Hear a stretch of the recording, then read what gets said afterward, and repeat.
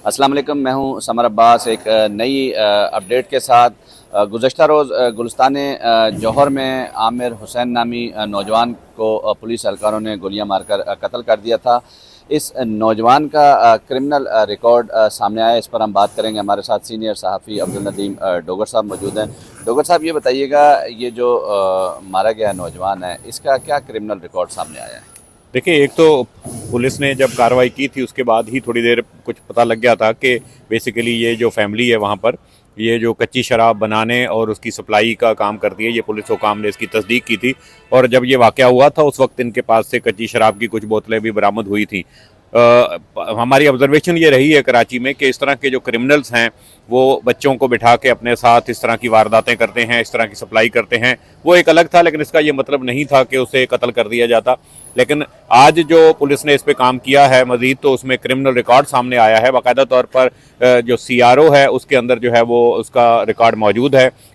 इसके अलावा अजीज़ भट्टी थाने में 2 मुकदमा दर्ज हैं इसके खिलाफ। साल 2018 में जो है वो नवंबर में ये गिरफ्तार हुआ था। इसके 2 साथी फरार हुए थे और ये डालमिया की गली नंबर 5 में इन्होंने जो है वो डकैती की थी शहजाद नामी शख्स की दुकान के ऊपर। डकैती के बाद जब फरार हो रहे थे तो लोगों ने पीछा किया। इस दौरान वहाँ अजीज़ भट्टी पुलिस मौजूद थी जो मुकदमे के मुताबिक है, और उसके बाद उन्होंने गिरफ्तार किया था। गिरफ्तारी के बाद इनके कब्जे से जो असला बरामद हुआ, जिसका एक अलग और मुकदमा अजीज़ भट्टी थाने में दर्ज हुआ। ये तो देखें वो क्रिमिनल रिकॉर्ड था। फिर इसके बाद इसने कानूनी चारा जो हुई जाहिर है, जैसे पूरे शहर में जो वारदातें करने वाले हैं वो जमानतों पर रिहाई पाकर फिर वारदातें करते हैं, तो लगता है कि जाहिर है इस तरह की कोई थी चीज़ ऐसी कि जिसके बाद वो हुआ। ये तो एक वारदात थी, लेकिन जो थाने के लोग कहते हैं, क्योंकि अमूमन इस तरह के लोग फिर पैसे देके थानों से छूटते हैं, 3 से 4 वारदातें जो हैं वो इसकी रिकॉर्ड पर मौजूद हैं। लेकिन डॉक्टर साहब, क्या समझते हैं कि अगर उसका क्रिमिनल रिकॉर्ड था तो जो गुज़श्ता रोज़ हुआ, अगर उसके पास असला नहीं था और उसको इस तरह गोलियां मारना, क्या ये पुलिस एहलकारों की जानिब से ये एक्शन दुरुस्त था?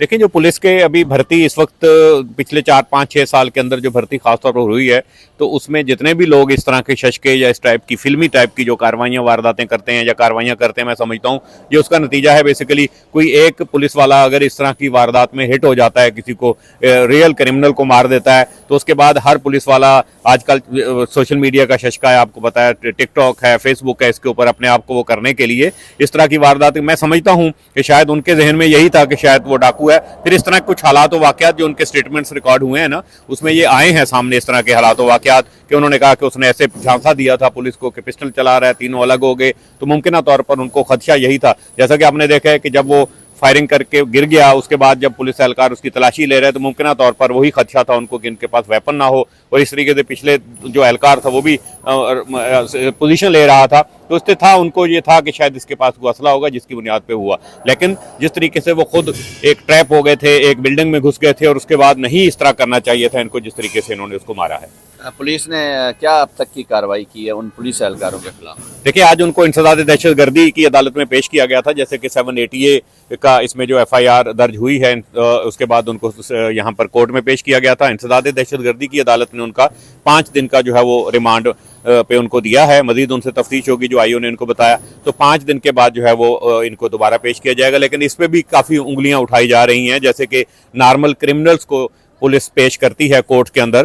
तो आज जो लोग देख रहे हैं उनकी वीडियो के, वो एक पुलिस वाला 3 को लेकर इस तरीके से आ रहा है और बड़े ठाट बाट के साथ वो आए थे। इस पे काफ़ी जो है वो लोग शहरी जो है वो रद्द-ए-अमल दे रहे हैं कि इस तरह नहीं करना चाहिए था। जिस तरह दूसरे क्रिमिनल को लाया जाता है, बिल्कुल इसी तरीके से इंसदादी दहशतगर्दी की अदालत में उन्हें पेश किया जाना चाहिए था। बहुत शुक्रिया। ये थे अब्दुल नदीम डोगर साहब। इनका कहना है कि क्रिमिनल रिकॉर्ड बिल्कुल उसका मुलज़म का सामने आया है, लेकिन किसी भी शख्स को इस बेस पे मानना कि उसका साबिका क्रिमिनल रिकॉर्ड है, ये बिल्कुल गलत बात है।